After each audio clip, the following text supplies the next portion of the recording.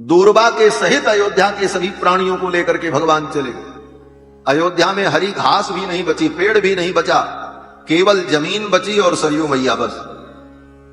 इसीलिए आज भी लोग कहते हैं राम जी के समय का अयोध्या में अगर कुछ है तो केवल दो चीजें हैं, एक अयोध्या का वो भूमंडल और सरयू मैया, बाकी कुछ नहीं। साथ को लेके भगवान चले। ज्ञान क्रिया भजन लभ्यम अलभ्यमन्यैहि एतेन केन वरदोत्तर कुशलस्थाः पूर्वम सदूर्वम भजन्त हि जन्तवस्त्वा। लेकिन 5 लोग रह गए थे। ये 5 लोग कौन थे? बोले एक तो हनुमान जी रह गए। हनुमान जी नहीं गए भगवान के साथ बैकुंठ। भगवान ने कहा हनुमान जी से चलो बैकुंठ चलना है। तो हनुमान जी ने कहा ठीक है चलेंगे, लेकिन एक बात बताओ आप। भगवान ने कहा क्या? हनुमान जी ने कहा बैकुंठ में आपकी कथा कै बजे होती है? आपकी कथा का समय क्या होता है? भगवान ने कहा हनुमान वैकुंठ में हमारी कथा नहीं होती, वैकुंठ में तो हम होते हैं।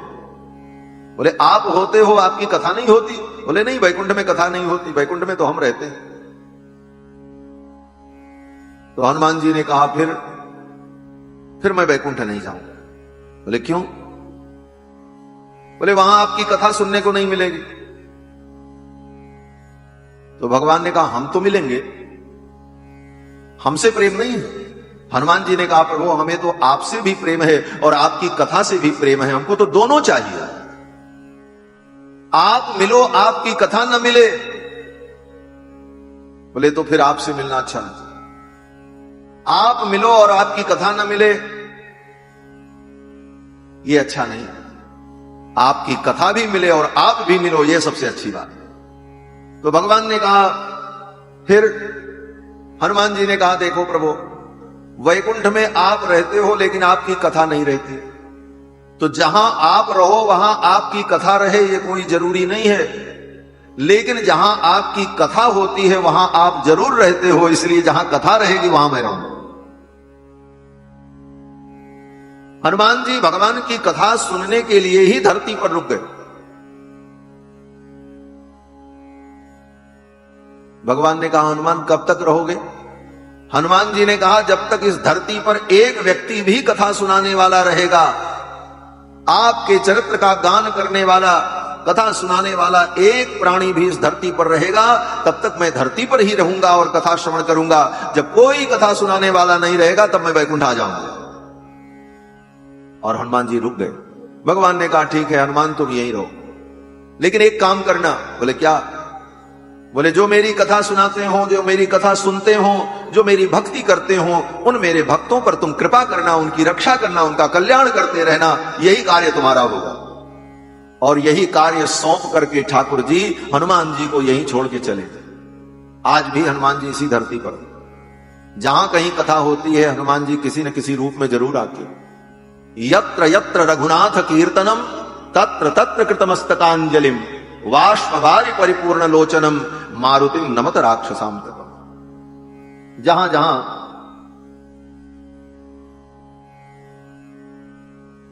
जहां भगवान की कथा होती है हनुमान जी सब जगह पहुंचते। यत्र यत्र रघुनाथ कीर्तन तत्र तत्र कृतमस्तकांजलिम, उन जगहों पर मस्तक झुकाए। और कथा हनुमान जी कैसे सुनते हैं? बोले कथा सुन करके वाष्पवारि परिपूर्ण लोचनम, उनकी आंखें डबडबा जाती हैं, आंखों से अश्रुपात होता। सच पूछो तो कथा सुनने का यही फल है। कथा सुन करके आंखों से आंसू आवे। मम गुण गावत पुलक शरीरा गदगद गिरा नयन बह मीरा। कथा सुनने का यह फल। कथा सुन करके आंखों में आंसू नहीं आए, बोले अभी आप पक्के श्रोता नहीं हो। आंखें भर जाएं, करुण प्रसंग हो, मधुर प्रसंग हो, भगवान के स्वरूप का वर्णन हो तो आंखों में अश्रु आ जाए, हृदय गदगद हो जाए। बाग गदगदात् द्रवते यस्य चित्तम रुदन्त्य भीक्षणम हसति क्वचिच्च विलज्ज उद्गायत नृत्यते च मदभक्ति युक्ता भुवनम पुनाति। गोविंद कृष्ण कहते ये भगवान की कथा सुनने का फल है। तो कथा सुनने के लिए हनुमान जी रुक गए। जामवंत जी नहीं गए।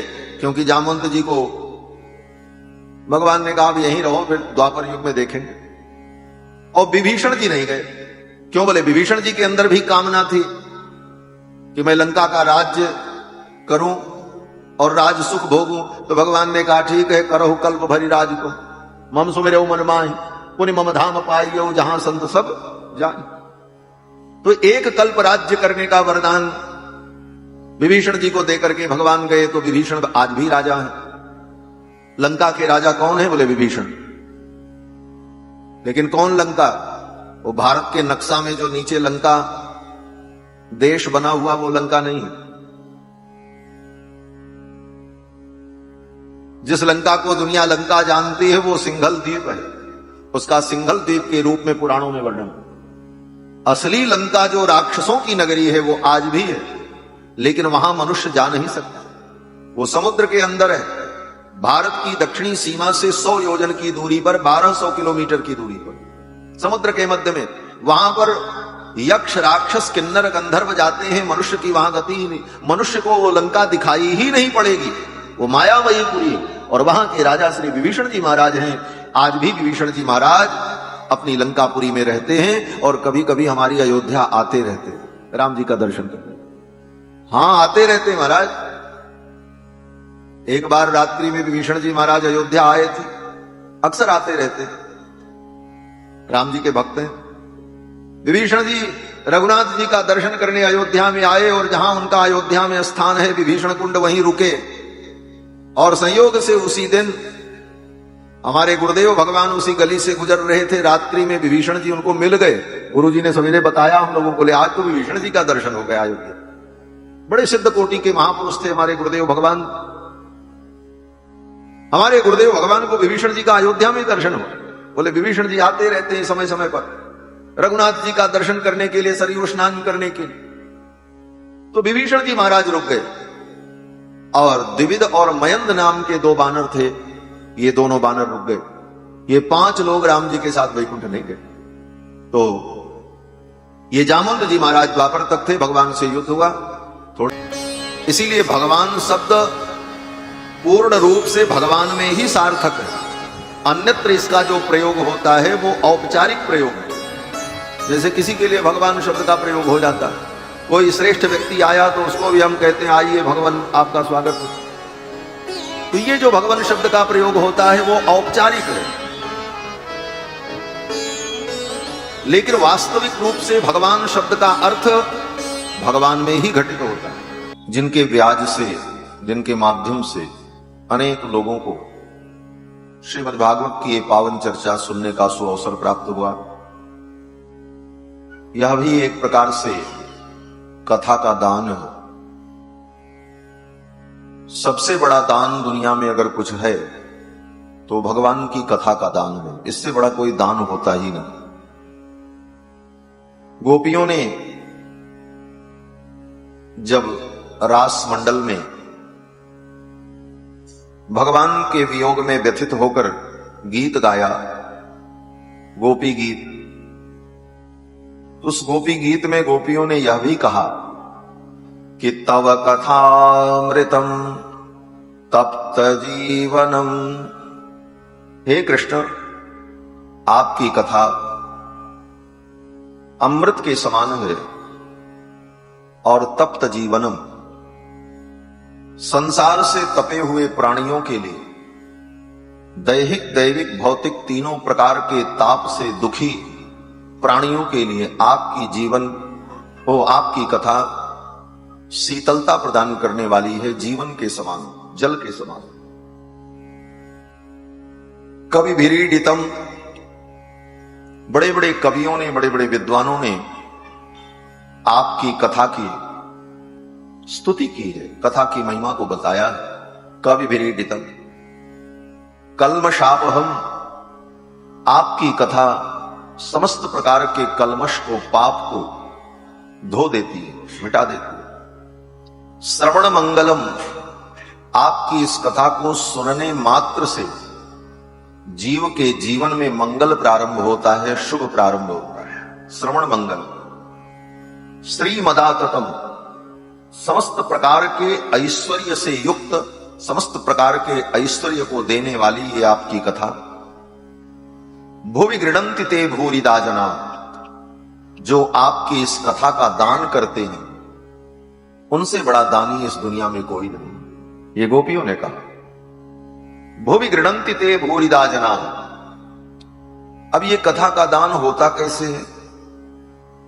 बोले दो प्रकार से। एक तो जो सुनाता है वो कथा का दान करता है, और जो आयोजन करता है, सारी व्यवस्था करता है, वह भी उसी दाता की कोटि में है, क्योंकि उसने अगर इतनी बड़ी व्यवस्था न की होती तो लोगों को कथा का दान कैसे प्राप्त हो। तो वे बड़भागी हैं जो भगवान की कथा का दान करते हैं, इससे बड़ा दान और कुछ नहीं। भुवि गृणन्ति ते भूरिदा जना, क्योंकि दुनिया में जितना भी दान आप दोगे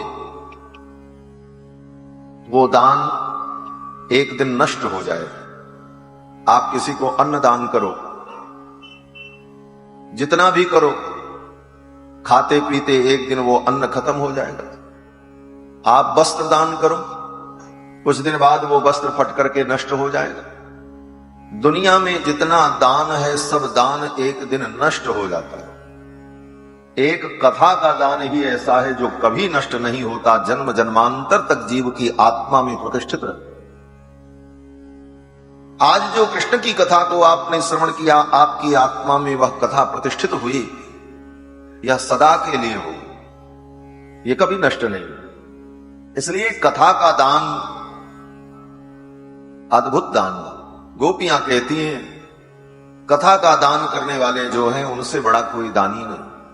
भुवि गृणन्ति ते भूरिदा जना। और ये कथा भगवान से अलग नहीं है। यद्यपि व्यवहार में हम ये कहते हैं कि भगवान की कथा, तो लगता है भगवान अलग है, भगवान की कथा अलग है। लेकिन ये भगवान की कथा भगवान ही है। भगवान का नाम, भगवान का रूप, भगवान की लीला और भगवान का धाम, ये चारों सच्चिदानंद तत्व। रामस्य नाम रूपम च लीला धाम परात् परम एतत् चतुष्टयम नित्यम सच्चिदानंद विग्रह। भगवान का नाम, रूप, लीला, धाम, ये चारों सच्चिदानंद विग्रह। भगवान ही नाम है, भगवान का जो रूप है वो भगवान ही है, ये भगवान की लीला जो हम सुन रहे हैं ये भगवान ही है, और भगवान का धाम भी भगवान ही है।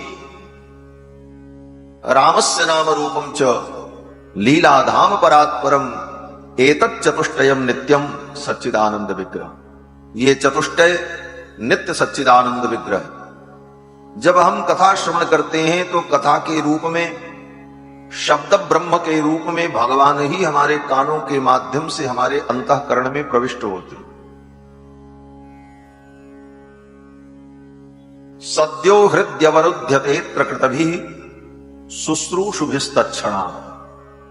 इस कथा के श्रवण से भगवान हमारे हृदय में शब्द ब्रह्म के रूप में पधारते।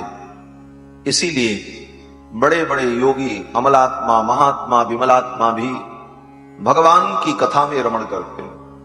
जीवन मुक्त महामुनि जेऊ हरि गुण सुनत अघानि नति। जो जीवन मुक्त पुरुष हैं वे भी भगवान के चरित्र को सुनते हैं और सुनाते हैं और कभी तृप्त नहीं होते। प्रायेण मुनयो राजन निवृत्ता विधिषेधतः नैर्गुण्यस्था रमन्ते स्म गुणानुकथने हरे। सुखदेव जी कहते हैं, राजन, बड़े बड़े ज्ञानी महापुरुष भी भगवान की कथा में रमण करते हैं और भगवान के गुणों का, भगवान की लीलाओं का वर्णन करते हैं और श्रवण करते हैं। यही समय की सबसे सुंदर सार्थकता है। समय तो बीत जाता है, एक एक दिन करके जीवन बीत जाता है, परंतु इतने बड़े जीवन में हमारा सार्थक समय क्या था, अगर ये विचार करें तो जितनी देर आपने भगवान की कथा सुनी, जितनी देर आपने भगवान का ध्यान किया, जितनी देर आप भगवान की पूजा करते हैं, यही समय आपका सार्थक समय है, जो आपके समय का सुंदर उपयोग होगा। धन्य घड़ी सोई जब सतसंगा, धन्य जन्म द्विज भगति अभंगा। वो घड़ी धन्य है जितने समय हम आप सत्संग में रहते हैं, भगवान की चर्चा सुनकर, और अनेक पापों से हम बच जाते हैं। 4 घंटा आप बैठ करके कथा सुनते हैं, इतने देर आप झूठ बोलने से बच जाते हैं। क्यों? बोले बोलने का मौका ही नहीं मिलता, तो कहां से झूठ बोलेंगे। 4 घंटे आप किसी की निंदा से बच जाते हैं। कहीं दूर रहेंगे, अन्यत्र रहेंगे तो किसी न किसी की निंदा होगी। 4 घंटे आप कथा में बैठ गए तो आप झूठ से, पर निंदा से और गलत विचारों से, असत विचारों से आप बच करके 4 घंटे समय आप सार्थक करेंगे। अनेक प्रकार के अपराध से जीव बच जाता है। जितनी देर हम कथा में रहते हैं, उतनी देर हम भगवान में ही मानो रमण करते हैं।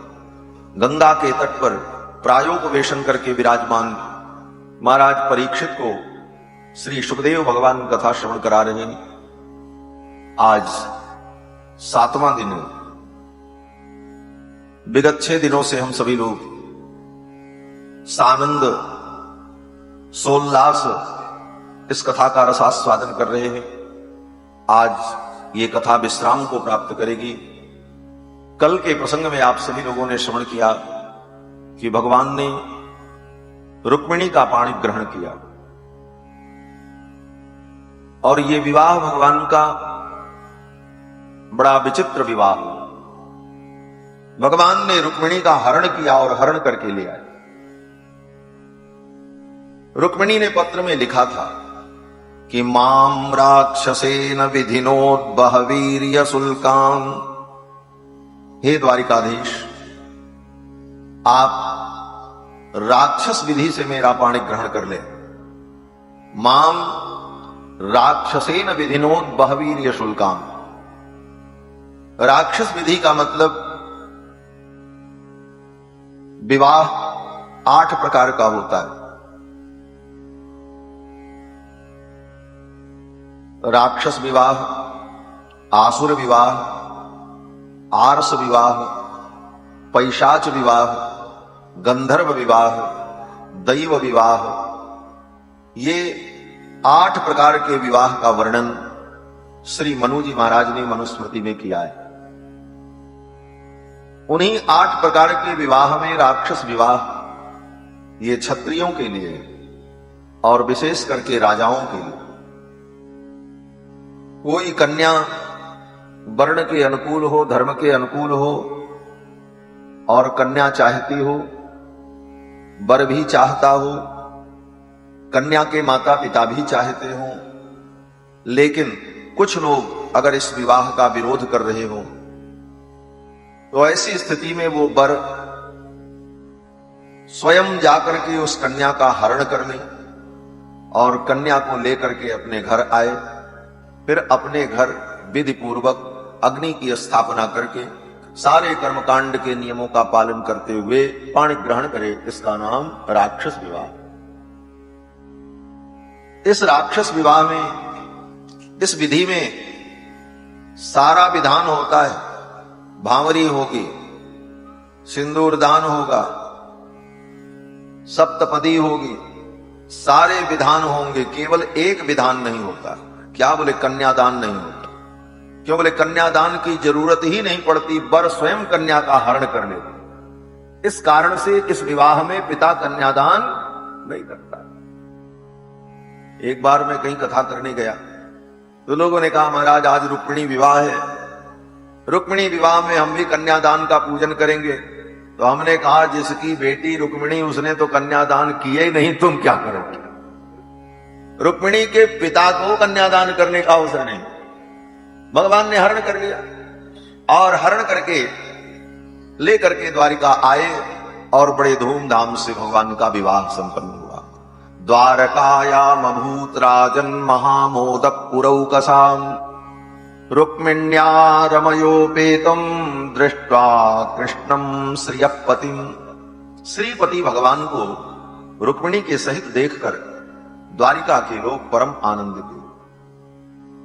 बोले केवल भगवान को देखकर आनंदित नहीं होते थे, बोले भगवान को देखकर लोगों को आनंद तो होता ही था, लेकिन अब रुक्मिणी के सहित भगवान को देख करके द्वारिका वासियों को परमानंद हुआ। रुक्मिण्या रमयोपेतम दृष्ट्वा कृष्णम श्रियपतिम द्वारकायाम अभूत राजन महामोदः, परम आनंद हुआ। कारण बोले भगवान जब श्री जी के साथ में होते हैं तभी भगवान भक्तों के लिए कल्याणप्रद होते हैं। श्री जी के बिना केवल भगवान का दर्शन, भगवान की उपासना, इसको आचार्यों ने श्रेष्ठ नहीं माना। भगवान शंकर ने तो यहां तक कहा कि गौर तेजो बिना यस्तु श्याम तेजस समर्चयेत जपेत वा ध्यायते वापी स भवेत पातकी शिव। भगवान शंकर कहते हैं, पार्वती राधा रानी को छोड़कर जो केवल कृष्ण की उपासना करता है, रुक्मिणी को छोड़कर केवल कृष्ण की उपासना करता है, सीता जी को छोड़कर केवल राम जी को भजता है, वो व्यक्ति कौन है? भगवान शंकर कहते हैं, हे देवी वो पातकी है, वो पापी। गौर तेजो बिना यस्तु श्याम तेजस समर्चयेत जपेत वा ध्यायते वापी स भवेत पातकी शिवे। वो पातकी प्राणी। श्री जी के बिना भगवान की उपासना अपूर्ण है, अधूरी। इसीलिए भगवान जब श्री जी से युक्त हो गए तब द्वारिका के लोगों को परम आनंद हुआ। द्वारकायाम अभूत राजन महामोद पुरवकसा। भगवान ने रुक्मिणी का हरण किया। शिशुपाल बेचारा बहुत रोया। ठाकुर जी ने कहा, देखो ये सृष्टि है, इस सृष्टि में कर्म का हिसाब सबको देना पड़ता है। ये सृष्टि क्या है? बोले कर्मों का अनुबंध है। कर्मों के अनुबंध का सबको हिसाब करना पड़ता है। कर्मों का अनुबंध क्या है? बोले जो जस करई सो तस फल चाखा। यही कर्म का अनुबंध।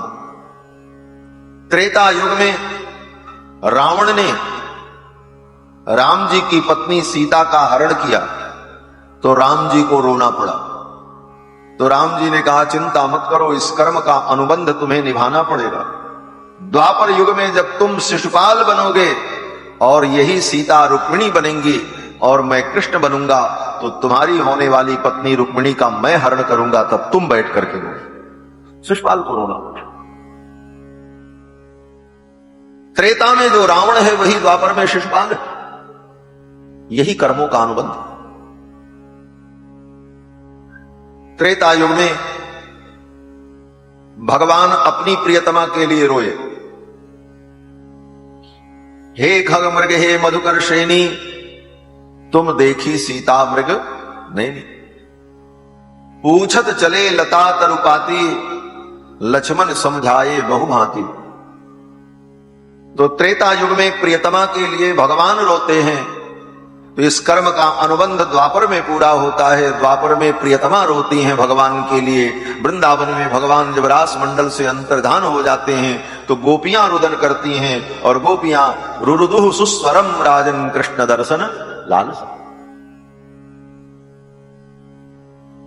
त्रेता युग में भगवान के प्रधान शत्रु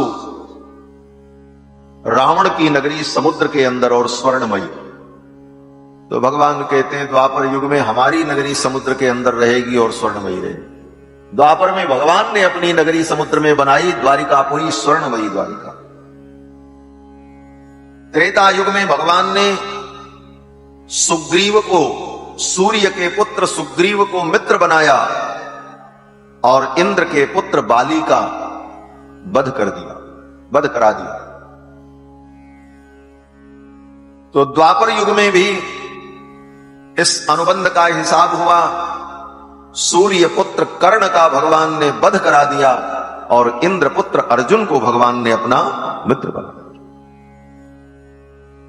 बड़ा हिसाब है सब। पूरी लीला ऐसे ही। तो भगवान श्री कृष्ण की बड़ी मधुर मंगलमयी लीला, इन लीलाओं को सुनने का यही उद्देश्य है कि हमारा मन, हमारा चित्त भगवान में तन्मय हो। जब इन कथाओं का स्मरण हो तो हमारा मन सहज भगवान के चरणों में लग जाए, भगवान की याद बनी रहे। देखो, ये यज्ञ, दान, तप, तीर्थ, कथा, पूजा, मंत्र, जप, इन समस्त क्रियाओं का एक ही उद्देश्य है, भगवान का स्मरण, बस। ये सारे अलग अलग विधान क्यों कहे गए? बोले इसीलिए कहे गए कि कुछ देर जप करो, जप करते हुए अपने मन को भगवान में लगाओ। जप करते करते मन ऊब गया, बोले अब जप के द्वारा मन नहीं लग रहा है, बोले तो चलो पूजा करो, पूजा के माध्यम से अपने मन को भगवान में लगाओ। बोले पूजा करते करते भी मन थक गया, बोले चलो अब कथा सुनो, कथा के माध्यम से अपने मन को भगवान में लगाओ। खाली मत रखो इस मन को, किसी न किसी प्रकार भगवान में लगाए रखो, यही उद्देश्य है। और भगवान में मन लगा, भगवान का स्मरण होता रहा तो तुम्हें मुक्ति मिल जाएगी। मुक्ति का एक ही उपाय है, भगवान का स्मरण।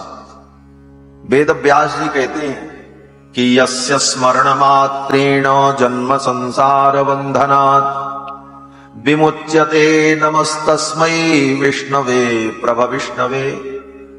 यस्य स्मरण मात्रेण जन्म संसार बंधनात्, भगवान के स्मरण मात्र से जीव को संसार के जन्म मरण के बंधन से मुक्ति की प्राप्ति हो जाती। यस्य स्मरण मात्रेण जन्म संसार बंधनात् विमुच्यते नमस्तस्मै विष्णवे प्रभ विष्णवे। इसलिए सदा भगवान का स्मरण करते रहना चाहिए। इन साधनों के माध्यम से कथा, सत्संग, कीर्तन, भजन, मंत्र जप, पूजा, ध्यान, दर्शन, इन समस्त विधाओं के द्वारा बार बार भगवान का स्मरण करते रहना चाहिए। और ये बार बार स्मरण भगवान का होता रहा तो ये स्मरण का संस्कार हमारी आत्मा में बन जाएगा, और इसका परिणाम यही होगा कि जब मरने का समय आएगा तो उस समय भगवान का ही स्मरण होगा, तभी भगवान का स्मरण होगा। यही जतन है, जन्म जन्म मुनि जतन कराही, अंतराम कही आवत नाही। तो जतन यही है। क्या जतन करना है? बोले आज से ही जतन में लग जाओ, कथा सुनो, नाम जप करो, तीर्थ में जाओ, पूजन करो, ध्यान करो, पाठ करो, चिंतन करो। इन सब प्रकार से भगवान का स्मरण करने का निरंतर अभ्यास बना रहेगा, और वही अभ्यास अंतिम समय में काम आएगा। कल की कथा में आपने सुना, भगवान ने रुक्मिणी जी का पाणी ग्रहण किया। इसके बाद भगवान गृहस्थ धर्म का पालन करते। भगवान द्वारिका में रहकर अग्निहोत्र, दर्श पूर्णमासादि याग, इन सारे कर्मों को, वेदों में जो विहित कर्म है गृहस्थ के लिए, उन सारे कर्मों का भगवान अनुष्ठान करते हैं। समय आने पर रुक्मिणी अंतर्वतनी हुई, गर्भवती हुई, और रुक्मिणी ने सुंदर पुत्र को जन्म दिया। श्री प्रद्युम्न जी महाराज प्रकट, भगवान के पुत्र प्रद्युम्न। रुक्मिणी के गर्भ से इनका प्रादुर्भाव हुआ, और ये भगवान के ही अंश हैं। प्रद्युम्न जी महाराज जब प्रकट हुए, ये प्रद्युम्न जी कामदेव के अवतार हैं। जब कामदेव ने भगवान शंकर की तपस्या को नष्ट करने के लिए उपद्रव किया, तो भगवान शंकर ने अपना तीसरा नेत्र खोल दिया, कामदेव को भस्म कर दिया। जब शिव तीसर नयन उघारा, चितवत काम भयउ जरी छारा। कामदेव की पत्नी रति देवी ने भगवान भोलेनाथ से कहा, नाथ मेरे पति को अब पुनः शरीर की प्राप्ति कब होगी? आपके तीसरे नेत्र की ज्वाला से मेरे पति का शरीर दग्ध हो गया, अब इन्हें शरीर की प्राप्ति कब होगी? तो भगवान शंकर ने कहा जब द्वापर युग आएगा, पृथ्वी के भार का हरण करने के लिए भगवान कृष्ण रूप में यदुवंश में अवतार लेंगे, तब तुम्हारा पति उनका पुत्र बन करके प्रकट होगा प्रद्युम्न के रूप में। ये भगवान शंकर ने वचन दिया था। जब भगवान शंकर ने कहा तुम्हारे पति कृष्ण भगवान के पुत्र बन करके प्रकट, तो ये प्रद्युम्न जी महाराज कामदेव के अवतार हैं। उसी समय संबरासुर नाम का एक दैत्य था। उस संबरासुर को वरदान था कि कृष्ण के पुत्र के द्वारा उसकी मृत्यु होगी। तो वो पता लगा रहा था जैसे ही कृष्ण की संतान उत्पन्न हो मैं उसे मार डालूं, अपने शत्रु को मार दूं। और उस संबरासुर दैत्य ने अपनी माया के द्वारा भगवान कृष्ण के पुत्र प्रद्युम्न को प्रसूतिकागार से ही गायब कर दिया। माया के द्वारा उठा ले गए और ले जाकर के समुद्र में फेंक दिया संबरासुर ने भगवान कृष्ण के पुत्र प्रद्युम्न को। इन कथाओं को सुनकर के मन में कभी कभी होता भगवान के घर में घुसकर, भगवान के अंतःपुर में जाकर और भगवान के पुत्र को चुरा लेने का दुस्साहस, और वो भी सफल हो गया, उठा ले गया। बोले भगवान को सब मालूम था, भगवान की ही इच्छा से ये सब हो रहा था। क्यों? बोले भगवान जान रहे हैं संबरासुर दैत्य जब मेरे पुत्र को ले जाएगा तभी तो मेरे पुत्र के द्वारा संबरासुर का वध होगा, तो अपनी मृत्यु का उपाय वो स्वयं करेगा। इसलिए भगवान मौन रहे और वातावरण अनुकूल कर दिया। संबरासुर आया और प्रद्युम्न जी को उठा के ले गए, ले जाकर के समुद्र में फेंक दिया। उसने सोचा समुद्र में कोई जीव इसे खा जाएगा। एक बहुत बड़ी मछली ने उस बच्चे को निगल लिया, भगवान के पुत्र को, प्रद्युम्न जी को। लेकिन पेट में जाने के बाद भी वो बालक नहीं मरा। गर्भ में जाने के बाद भी, उस मछली के पेट में जाने के बाद भी वो बालक नहीं मरा। संजोग से एक मछुआरे ने उस मछली को जाल में फंसा लिया। बड़ा भारी मत्स्य था महाराज। तो उस मछुआरे ने सोचा ये मछली, ये मत्स्य इतना बड़ा है और बहुत अच्छा है, ले चलें राजा संबरासुर को उपहार के रूप में दे दे।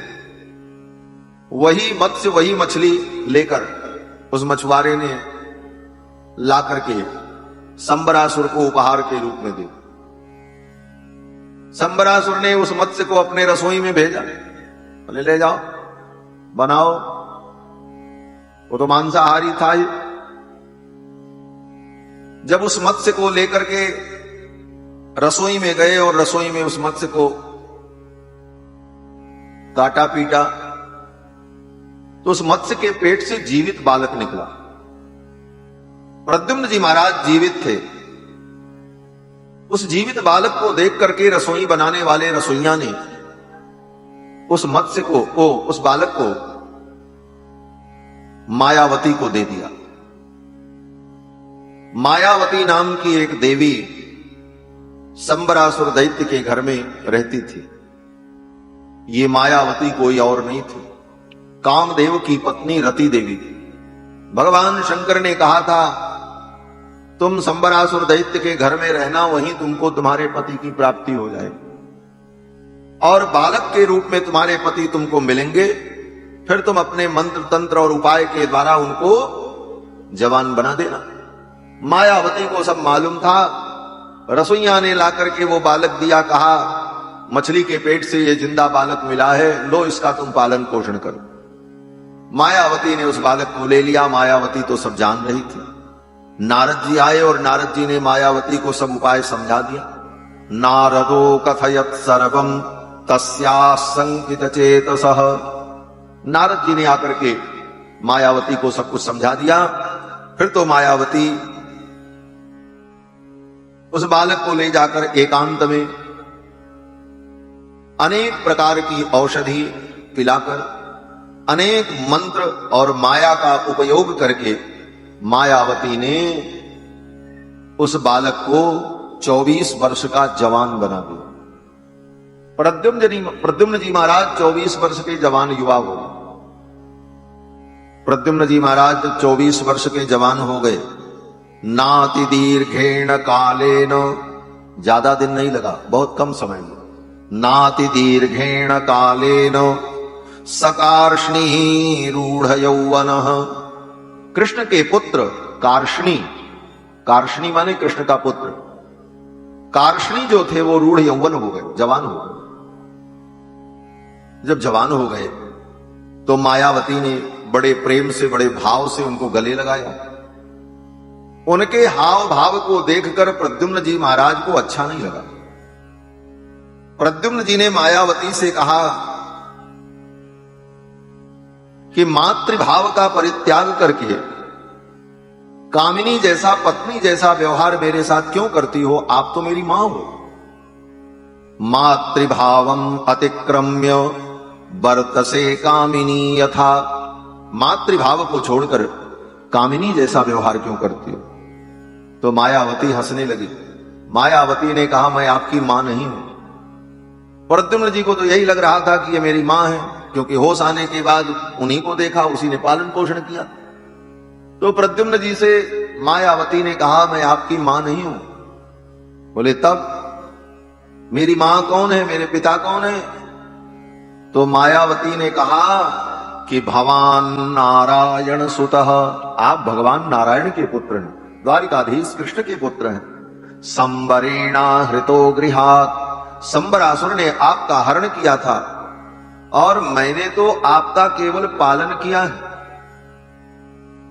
प्रद्युम्न जी ने कहा आप कौन हो?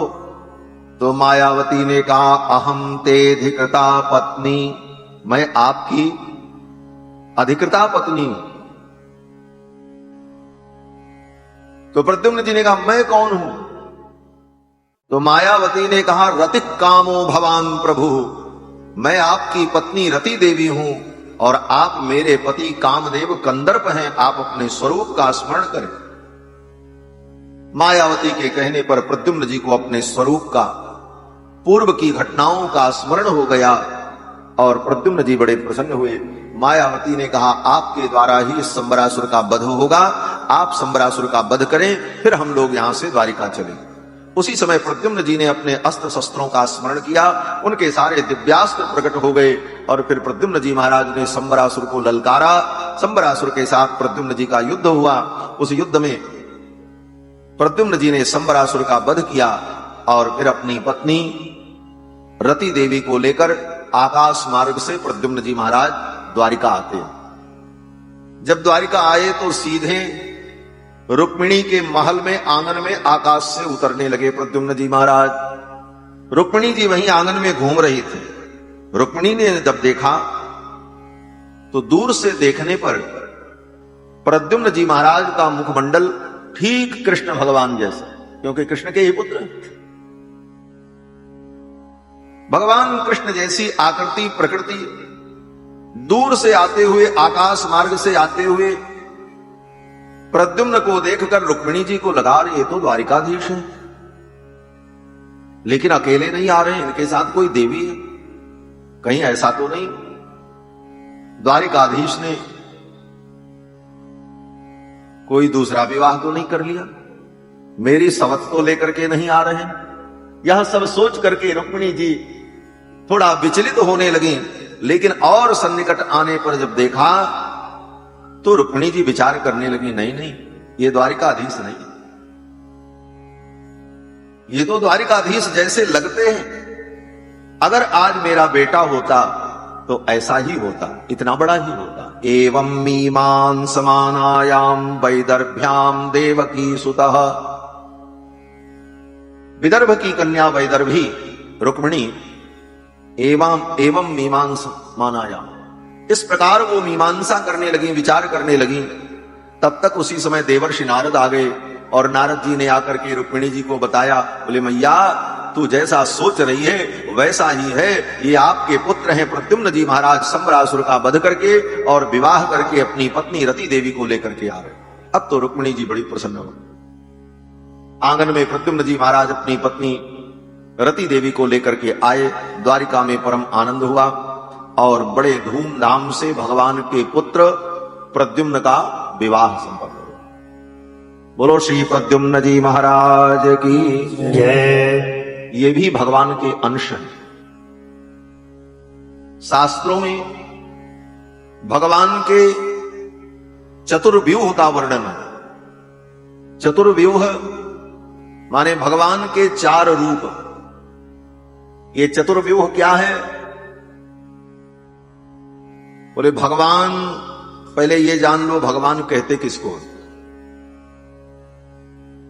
ज्ञान, शक्ति, बल, ऐश्वर्य, वीर्य और तेज, ये 6 गुण जिसके अंदर पूर्ण रूप से विद्यमान हो उसको भगवान कहा जाता है।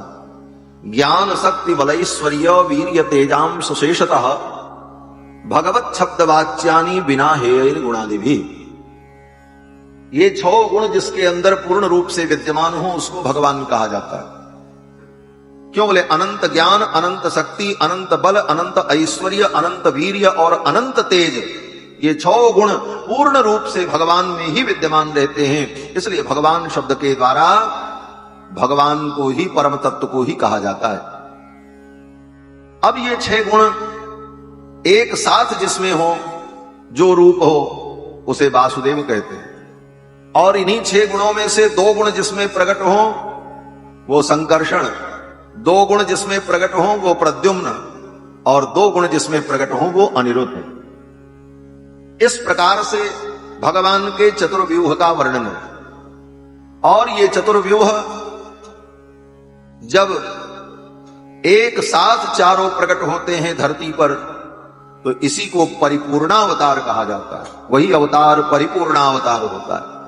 तो परिपूर्णावतार जो है वो 2 अवतार है, एक रामावतार, एक कृष्णावतार। रामावतार में चारों व्यूह चारों भाई के रूप में प्रकट होते हैं, राम, लक्ष्मण, भरत, शत्रुघ्न। राम जी कौन है? बोले वासुदेव।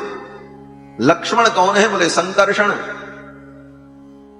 और भरत जी कौन है? बोले प्रद्युम्न। और शत्रुघ्न जी कौन है? बोले अनिरुद्ध। ये चतुर्व्यूह राम, लक्ष्मण, भरत, शत्रुघ्न के रूप में त्रेता युग। और कृष्णावतार में ये चारों इसी नाम से अवतार लेते हैं, भगवान वासुदेव, भगवान संकर्षण, भगवान प्रद्युम्न, भगवान अनिरुद्ध। तो ये चतुर्व्यूह। तो चतुर्व्यूह में प्रद्युम्न जी महाराज भगवान के पुत्र, रामावतार में चारों भाई के रूप में है, और कृष्णावतार में 2 भाई के रूप में और 2 पुत्र और पौत्र के रूप में। इस प्रकार भगवान का चतुर्व्यूह अवतरित होता है। तो प्रद्युम्न जी महाराज का विवाह संपन्न हुआ। अब इसके बाद भगवान के विवाह प्रारंभ होते हैं। अभी तो भगवान का एक ही विवाह हुआ। अभी तो 16,107 विवाह बाकी। कुल भगवान के 16,108 विवाह हुए, जिसमें प्रथम विवाह रुक्मिणी मंगल, और फिर जब रुक्मिणी के पुत्र प्रद्युम्न का भी विवाह हो गया तो पुनः भगवान के विवाह की श्रृंखला प्रारंभ हुई। अद्भुत लीला है कृष्ण भगवान की। बेटे का ब्याह हो गया, घर में बहू आ गई, और ससुरा जी के ब्याह अभी होने बाकी। अभी कितने ब्याह होंगे कृष्ण भगवान? राजा परीक्षित कहते हैं, महाराज हमने सुना है कि द्वारिकाधीश भगवान का दूसरा विवाह सत्यभामा जी के साथ हुआ। ये कथा आप हमें सुनाओ। तो सुखदेव जी कहते हैं, राजन, द्वारिकापुरी में एक क्षत्रिय थे जिनका नाम सत्राजित था। सूर्य भगवान के भक्त थे। सूर्य भगवान ने उनको एक मणि दी थी। वो मणि बड़ी अद्भुत थी। उसका नाम था स्यमंतक मणि।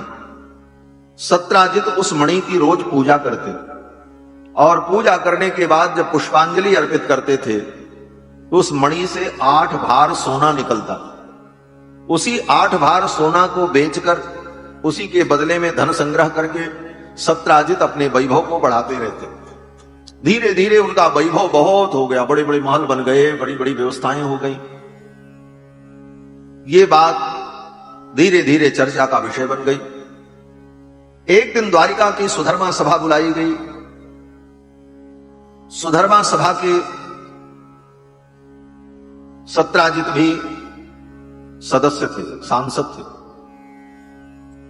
जैसे आज सरकार चलाने के लिए सभा होती है, लोकसभा, राज्यसभा, विधानसभा, नाम अलग अलग, लोकसभा, राज्यसभा, विधानसभा, विधान परिषद, उसी प्रकार द्वारिका में द्वारिकाधीश की जो सभा थी, उस सभा का नाम सुधर्मा सभा। उस सुधर्मा सभा में अनेक सांसद और सदस्य लोग थे। राष्ट्रीय विषयों पर विचार और चर्चा होती थी। उसमें सत्राजित भी एक सदस्य थे। भगवान श्री कृष्ण ने द्वारिका की सुधर्मा सभा बुलाई और सभा में यह विषय रखा कि सत्राजित के पास एक विलक्षण मणि है और यह मणि राजकोष में जमा हो जानी चाहिए, ये इनके पास नहीं रहना चाहिए। लोगों ने कहा क्यों? भगवान ने कहा ऐसी बहुमूल्य मणि राजा के खजाने में होनी चाहिए। इस मणि को सत्राजित राजकोष में जमा कर दे, यह प्रस्ताव रखा। सत्राजित ने विरोध किया। सत्राजित ने कहा यह मणि मेरी है, भगवान सूर्य ने मुझे दिया है, यह मणि मैं राजकोष में नहीं जमा करूंगा। बात वहीं पर यह समाप्त हो गई। भगवान ने सोचा चलो कोई बात नहीं, फिर इस विषय पर चर्चा करेंगे। उस दिन तो वो बात वहीं समाप्त हो गई। और संयोग ऐसा कि सत्राजित जब अपने घर गए तो उनके भाई प्रसेन ने सत्राजित से कहा कि ये मणि आप मुझे दे दो, मैं अपने गले में पहनकर अपने मित्रों के साथ शिकार खेलने जाऊं तो मित्रों के बीच में मेरी महिमा प्रकट होगी, मेरा गौरव होगा। भाई के कहने पर सत्राजित ने वो मणि अपने भाई प्रसेन को दे दी। प्रसेन उस मणि को गले में पहनकर अपने मित्रों के साथ शिकार खेलने गया। जंगल में सिंह ने उस प्रसेन को मार डाला। एक कोई भयानक सिंह मिल गया, उसने प्रसेन को मार डाला और मार करके उस मणि को लेकर के वो सिंह चला गया। आगे जाने पर उस सिंह का एक रीछ से युद्ध हुआ, एक भालू से युद्ध हुआ। उस भालू ने, रीछ ने सिंह को मार डाला और मणि को लेकर के वो चला गया। प्रसेन लौट करके नहीं आया। चर्चा होने लगी। प्रसेन जब लौट करके नहीं आया तो सत्राजित के मन में संदेह हो गया कि कृष्ण मणि मांग रहे थे, मैंने नहीं दिया, कहीं ऐसा तो नहीं कि कृष्ण ने ही मेरे भाई को मार दिया हो और मणि ले ली हो। ये शंका सत्राजित के मन में हुई और सत्राजित ने किसी से कहा नहीं, अपने घर में ही चर्चा की। लेकिन कहीं ना कहीं से यह बात फैल गई और यह बात भगवान कृष्ण के कानों तक पहुंची। भगवान कृष्ण ने फिर सुधर्मा सभा बुलाई और सुधर्मा सभा में भगवान ने कहा कि सत्राजित को मेरे ऊपर संदेह है कि मणि मैंने चुराई है, मैंने प्रसेन को मारा है। लेकिन यह संदेह है, मैंने प्रसेन को नहीं मारा है, मणि मेरे पास नहीं। लेकिन जब तक वो मणि मिल नहीं जाती और सारी घटना का खुलासा नहीं हो जाता, तब तक मैं आरोप से मुक्त नहीं हो पाऊंगा। इसलिए इस आरोप को मैं स्वीकार कर रहा हूं और इस सभा का मैं त्याग करके जा रहा हूं। इस सभा का त्याग करके मैं जा रहा हूं। जब तक मैं इस आरोप से मुक्त नहीं हो जाऊंगा तब तक मैं सुधर्मा सभा में नहीं आऊंगा। ये कह करके भगवान उस मणि का पता लगाने के लिए चल पड़े और अपने पद से भगवान ने त्याग पत्र दे दिया। झूठा आरोप लगा भगवान के ऊपर तो भगवान ने अपने पद से त्याग पत्र दे दिया। आज आरोप पे आरोप लगा रहे, जेल के अंदर भी बैठा हो व्यक्ति फिर भी सरकार चलाता रहता है और इसके बाद भी व्यक्ति कहता है हम बड़ी पवित्र राजनीति करते हैं। राजनीति सीखना है तो शास्त्रों में सीखो। राजनीति जो है और धर्म क्या है, इसका ठीक ठीक परिज्ञान तो शास्त्रों के द्वारा है। भगवान ने अपने पद से त्याग पत्र दे दिया। मेरे ऊपर आरोप लगा, जब तक मैं आरोप मुक्त नहीं हो जाऊंगा तब तक मैं सभा में नहीं आऊंगा। सेवकों को लेकर के भगवान मणि का पता लगाने के लिए चल पड़े। पहुंचे जंगल में, देखा, ढूंढते ढूंढते मिला प्रसेन का शव। प्रसेन का शरीर क्षत विक्षत पड़ा था। सेवकों ने कहा, महाराज लगता है किसी सिंह ने इसे मारा है। सिंह के पंजों के निशान दिखाई पड़ रहे और सिंह के पंजे का निशान देखते हुए, चिन्ह देखते हुए भगवान सेवकों को लेकर के आगे बढ़े। आगे जाने पर देखा तो सिंह भी मरा पड़ा। सेवकों ने कहा, महाराज इस सिंह का युद्ध किसी रीछ से हुआ, क्योंकि रीछ के शरीर के बाल यहां पर पड़े हुए और रीछ के पैर के चिन्ह भी हैं। लगता है वो रीछ ही इस सिंह को मारा है और वही मणि ले गया। रीछ के पैर के चिन्हों को देखते देखते भगवान आगे बढ़े। आगे जाने पर एक गुफा दिखाई पड़ी। भगवान ने कहा, तुम लोग यहीं रुको, मैं गुफा के अंदर जा रहा हूं। सेवकों ने कहा, महाराज आपका अकेले जाना ठीक नहीं।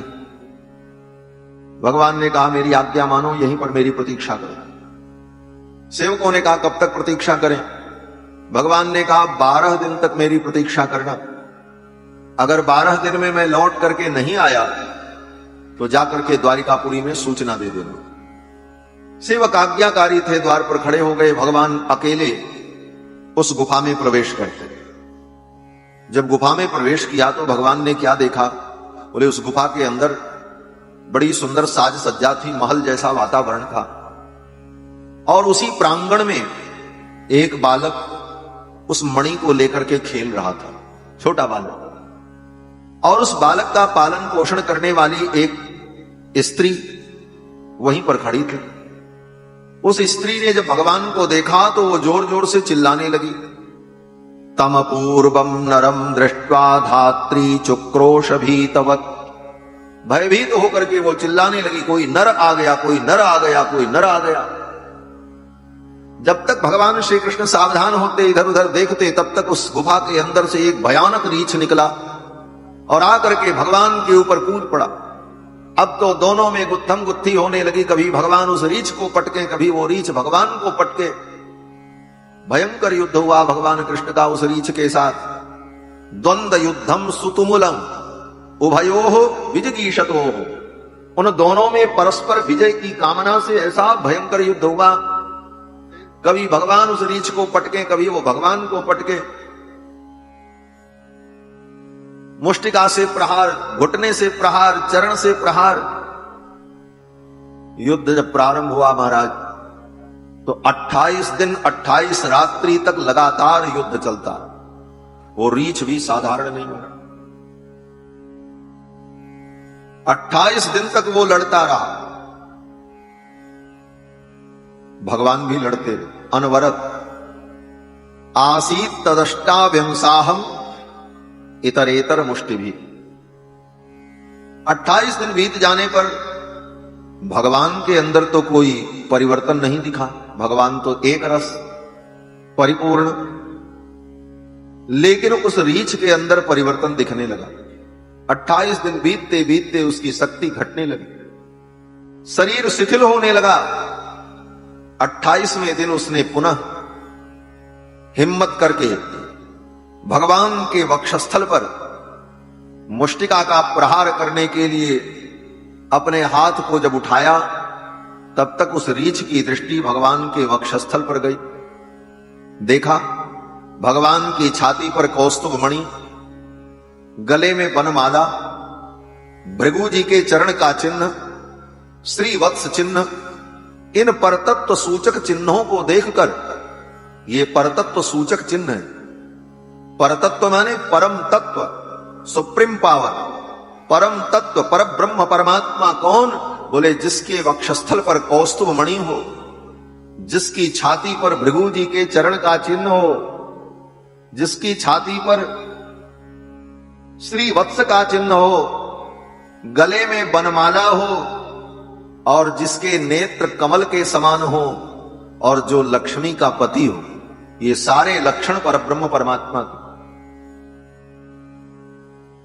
कमल नयन, कमल नयन केवल भगवान को ही कहा जाता। किसी की आंख कितनी भी सुंदर हो, उसके लिए कमल नयन की उपमा नहीं होती। विरूपाक्ष, त्रिलोचन, षडानन, जो भी हो, लेकिन कमल नयन की उपमा केवल भगवान के लिए हो। राजीव लोचन, पंकज लोचन, पुंडरीकाक्ष, कमल नयन, ये सारे शब्द केवल भगवान के लिए ही प्रयोग हुए। तो भगवान परमात्मा जिनके वक्षस्थल पर कौस्तुभ मणि हो, भृगु जी का चरण चिन्ह हो और श्रीवत्स चिन्ह हो, इन सारे लक्षणों को देख करके वो रीछ पहचान गया, अरे ये तो परमात्मा है। वो रीछ कोई और नहीं था, त्रेता युग के श्री जामवंत जी महाराज थे। त्रेता युग से जामवंत जी महाराज द्वापर तक थे और जामवंत जी से भगवान का 28 दिनों तक युद्ध हुआ कृष्णावतार में। जामवंत जी तो चरणों में गिर करके प्रार्थना करने लगे, जाने त्वाम सर्वभूतानाम प्राणवोजस्सहो बलम। हे प्रभु, मैं जान गया आप परमात्मा हैं, विष्णुम पुराण पुरुषम प्रभविष्णुमधीश्वरम। आप पुराण पुरुषोत्तम हैं, आप नारायण। मैंने अपराध किया, मैंने आपके ऊपर प्रहार किया, आपसे युद्ध किया। अब तो जामवंत जी बार बार भगवान के चरणों में प्रणाम करके क्षमा मांगने लगे। तो भगवान ने मुस्कुराते हुए कहा, जामवंत जी आप दुखी न हो, ये तो मैंने आपकी इच्छा पूर्ण करने के लिए लीला की। बोले मेरी इच्छा? भगवान ने कहा हाँ, आपकी इच्छा थी इसलिए मैंने आपसे युद्ध किया। जामवंत जी ने कहा मेरी तो कोई इच्छा नहीं थी। भगवान ने कहा यही जीव की स्थिति होती है, जीव कामना करता है, फिर स्वयं उस कामना को भूल जाता है, लेकिन उस कामना के कारण वो बंधन में पड़ करके वर्षों तक इस संसार में जन्म लेता रहता है। और जब तक वो कामना उसकी पूर्ण नहीं होती तब तक उसे मुक्ति नहीं मिलती। कामना ही जीव को बंधन में डालती। जामवंत जी ने कहा मेरी कौन कामना थी? भगवान ने कहा याद करो, त्रेता युग में जब लंका में युद्ध हुआ, युद्ध की समाप्ति के बाद सभी बानर बैठे थे, राम जी भी बैठे थे।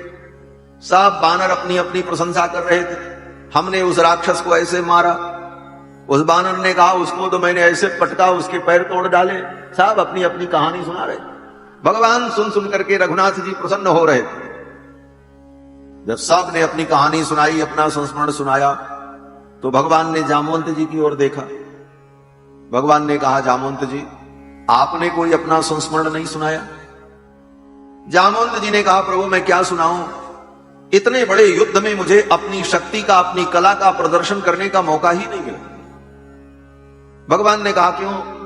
जामवंत जी ने कहा इस युद्ध में मेरे समकक्ष कोई वीर था ही नहीं, मैं किससे लड़ूं? अगर कोई वीर था तो वो रावण था, लेकिन वो रावण आपका प्रतिद्वंदी था। अगर मैं ही रावण से युद्ध कर लेता तो रावण पर विजय का जो गौरव है, जो यश है, वो आपको कैसे प्राप्त होता, इसलिए मैंने युद्ध नहीं किया। तो मैं अपनी कला क्या बताऊं? हां, अगर आप मेरे पराक्रम और कला को देखना चाहते हैं तो इस युद्ध में सर्वश्रेष्ठ वीर आप हैं। जय जय महावीर महाधीर धौरेय। आपसे बड़ा वीर कौन है? तो आप ही हमसे युद्ध करिए, दो दो हाथ हो जाए तब मैं अपनी कला दिखाऊं। भगवान श्री रघुनाथ जी मुस्कुराने लगे। भगवान ने कहा जामवंत जी ये मेरा मर्यादा पुरुषोत्तम का अवतार है। इस अवतार में लीला के लिए, आनंद के लिए, मनोविनोद के लिए मैं अपने बड़ों के साथ युद्ध करूं, ये मर्यादा नहीं है। आप मुझसे श्रेष्ठ हैं, लेकिन आपकी इस कामना को मैं पूर्ण करूंगा। द्वापर युग में जब मेरा कृष्णावतार होगा तब मैं आपके साथ युद्ध करूंगा और आपको संतुष्ट कर दूंगा। इस इच्छा की पूर्ति के लिए जामवंत जी को त्रेता के बाद द्वापर तक इस धरती पर रहना पड़ा। रामावतार में राम जी साहब को लेकर के वैकुंठ चले गए थे। 5 लोगों को छोड़ दिया था बस। अयोध्या की घास भी नहीं बची थी। पूर्वम सदूर्वम भजंत ही जंतवस्त्वाम